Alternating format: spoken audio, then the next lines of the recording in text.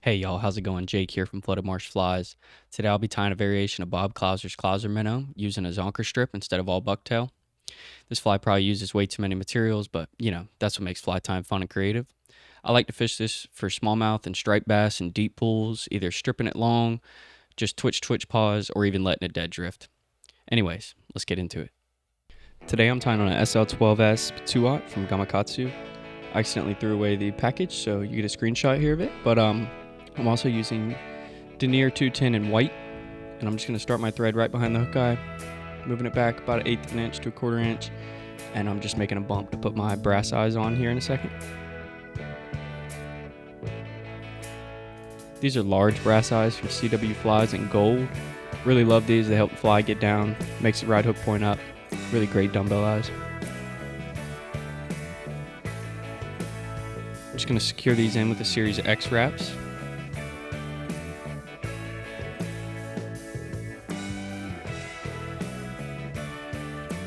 Being super tight with the thread here, even pressured the whole way through though. Looking pretty straight, so I'm going to come in here and wrap underneath the dumbbells but also on top of the hook shank. This just helps keep those dumbbell eyes tight. You see I'll still throw in some X wraps. Then I'm just going to start moving this back towards the bend of the shank. Just going slightly past, almost to the barb there. Next step here is going to be to add a little piece of mono. It's just about a 2-inch piece of mono folded over itself. You'll notice that the tag ends go just to the back of the dumbbell eyes there. That's just to keep everything proportional and even.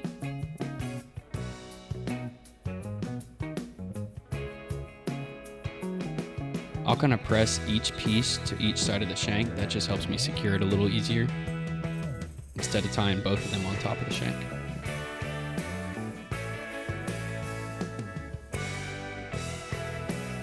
Going back just to where my thread was there, just making sure these are nice and tight. And this is just to keep your piece of bunny here in a second just propped up. You know it's always going to look right. I'm just going to add a bit of super glue here for strength. Not necessary, but definitely a step I like to take.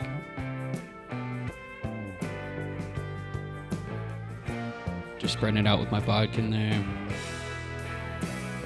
Making sure there's not any lumps.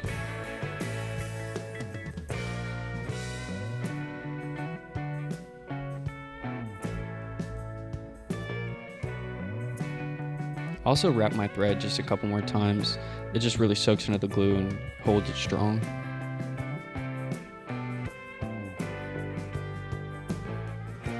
After that's mainly dry, we're going to start with our rabbit here. These are just brown barred rabbit strips, Magnum rabbit strips from Hareline. I've grabbed a piece that the hide is just as long from my hook eye to that end of that piece of mono there. That's on purpose. It's about a shank and a half length. I've went ahead and pre-poked a hole just into this rabbit strip here. That's just so it's easier to get my hook point through. You'll see on the top of the shank there I've cut a bit of a triangle. That's on purpose. That's just to make it tie in a little bit easier. So once we got that where we want it, we're going to be ready to tie it in.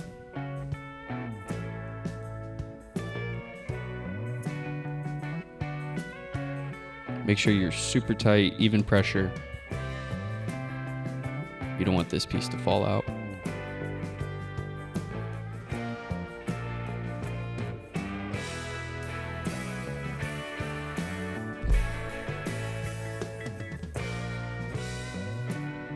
I don't know why I'm showing it that long, but it's looking pretty good here.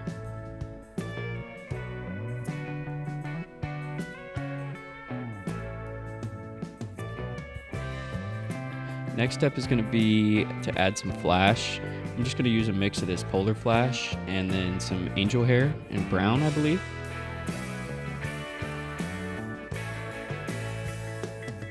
Just put a little blend together like that. Not even a blend, they're just stacked right on top of each other. Then we're going to tie this to the top of the shank.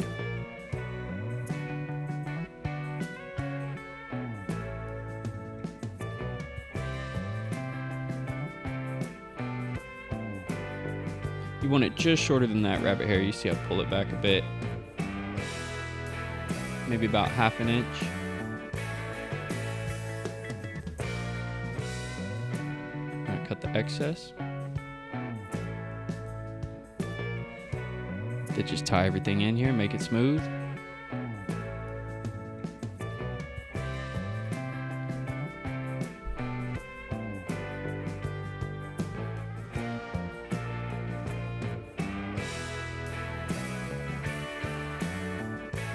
Next step is going to be add some of this bucktail and olive. This is going to be the top part of the fly. You'll also notice I'm not tying this like a traditional clouser. I'm kind of stacking the hair on top of each other.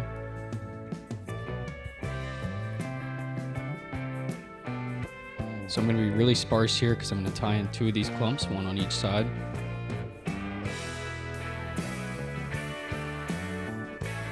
Maybe about the diameter of like mechanical pencil lead or something, if I had to compare it.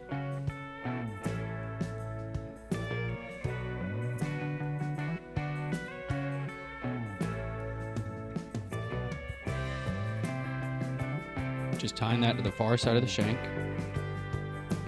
And I'm just going to repeat this process on the close side of the shank.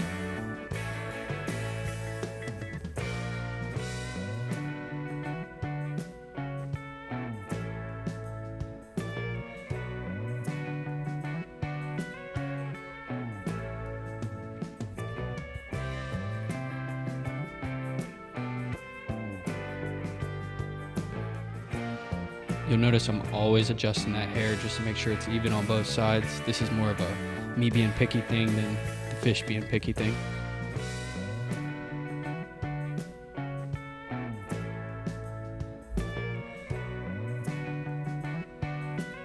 This fly when finished is about 4.5 inches long, so it's really meant for those bigger fish.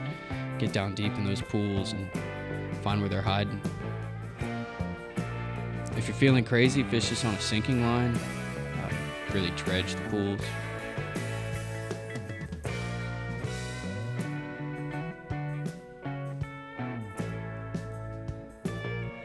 Just cleaning everything up. Next step is going to be to add some of this just natural bucktail. I'm using the white fibers here.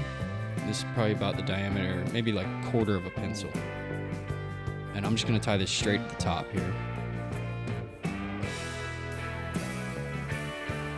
Make sure not to be too tight on the thread or your bucktail will kind of tend to flare up there, kind of like mine.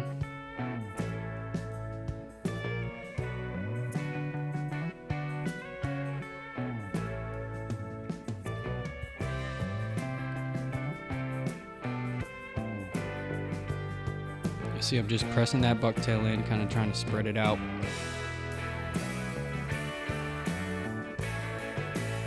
I'm just going to come in here and trim the excess. And then clean everything up with my thread.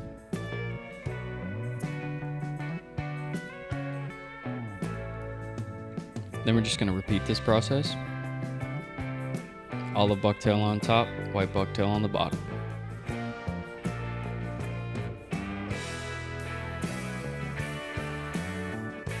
Still using small clumps, picking out any uneven fibers.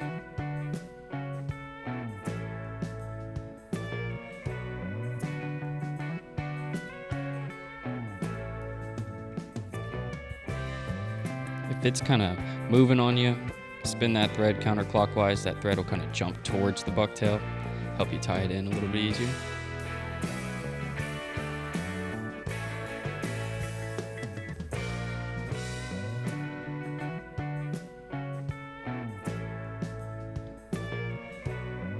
Just doing the same thing again on the other side.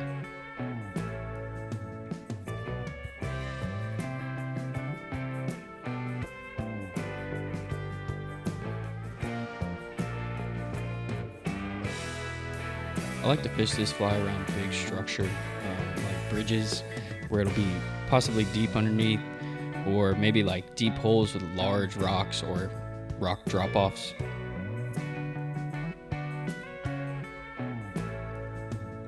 Just gonna come in here and trim the excess. Once again, making sure to clean everything up with my thread.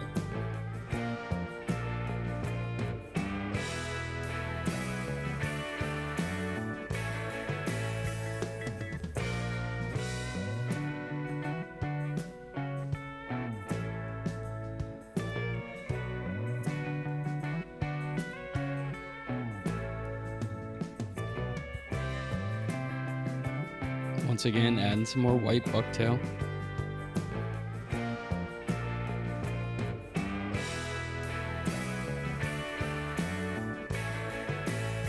I'm not using as large of a clump here. It's a little bit more sparse, but I'm not too picky.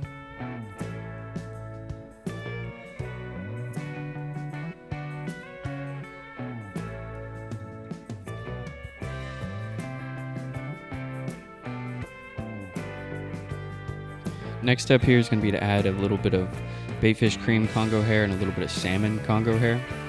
This is just to create a bit of a collar on the fish. I've grabbed an equal bunch of each color, and then I've just kind of blended them together here. My goal when I'm tying it in is just to be a little bit shorter than that piece of bucktail we just tied in.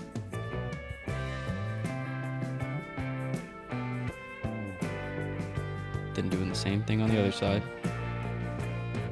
Make sure they're even, obviously. If they're not, you can kind of tug on the threads and they'll even up like I do there. This just adds another texture. I think it helps add body to the fly. Looking pretty good there. This fly can really move some water, and coupled with that zonker strip, it just has great movement. Just cutting the excess free there, getting as close as we can to the shank. You see I have a little bit of tag in there. I'm just going to clean that up with my thread.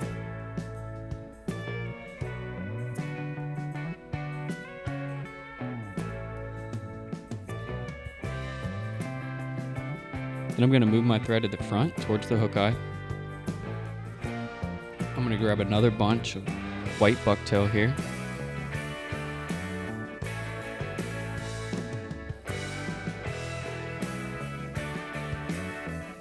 Evening everything up. Then I'm going to come in here and just kind of measure. I do want this to be my longest piece. Then you'll see I just cut it square. This is just to ensure we have a nice tie-in point. It's nice and clean. You really want to have even pressure here. Sometimes you'll have a blowout. I'll have a blowout here in a second. Right there. If that happens, it's all good. Just take your bucktail, cut it flat again, and try again. If it's really messing with you, you can add some dubbing wax, and it really helps grip that bucktail.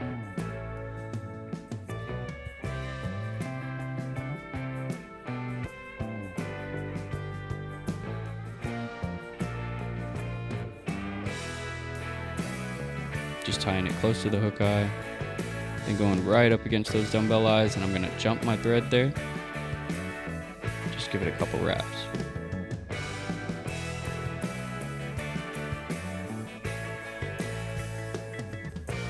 Cutting off those little baby hairs that I missed.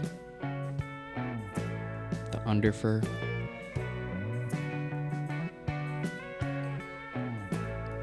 Just cleaning up any loose fibers. But then the next step here is going to be to add some more olive bucktail. It's probably going to be the biggest clump I've grabbed so far. I like to make sure they're nice and straight. And I'm going to do the same thing, just cutting these square. But first, I always like to measure.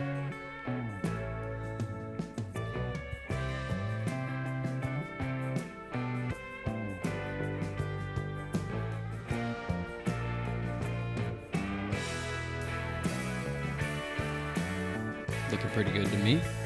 Gonna go ahead and cut it like I said, and just repeat that process, same as we did on the bottom. Except this time we're not gonna jump the thread. We're just gonna tie it in pretty tight towards the hook eye, and you'll see it splaying out a lot. So I'm gonna grab it, and then I'm just gonna give some loose wraps going towards the dumbbells. This just helps kind of lay everything down. Just like so. And you could be done here, but I'm just going to add a little bit of this Arctic fox tail. I think it just adds bulk to this fly, adds body. It looks really nice. You'll see the tail has a nice natural curvature to it, so it kind of bends towards the hook.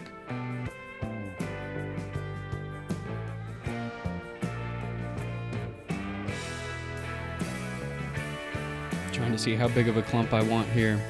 Don't want too big of a clump, but I definitely want it to stand out on the fly.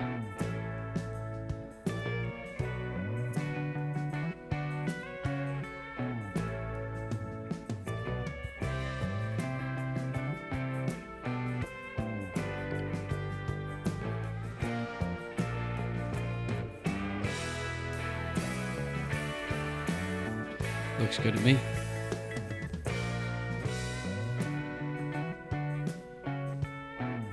Just cutting that square again, basically doing the same thing we did with the bucktail, pulling out any loose fibers, then just tying it in tight.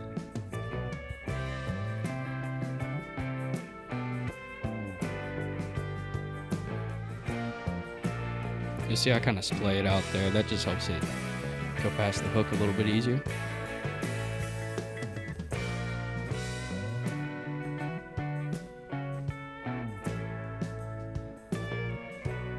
I left just a bit too much on there, so I'm going to go ahead and cut that again.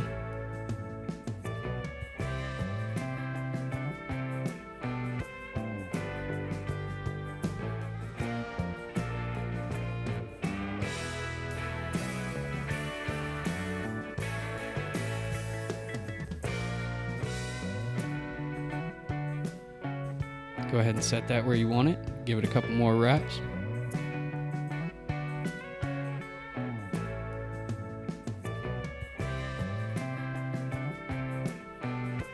Just cleaning up the hook eye there.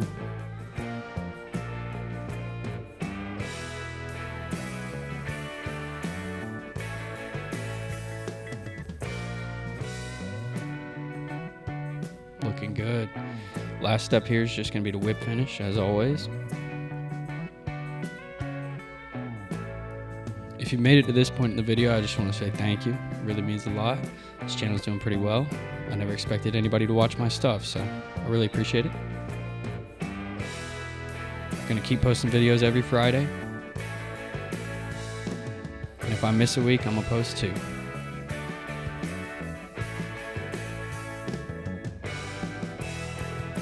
I really like this fly. Like I said, it moves water very well. Has a lot of movement, a little bit of flash. And of course, you can always size this down or even size it up. But thanks for watching, y'all. See you next week.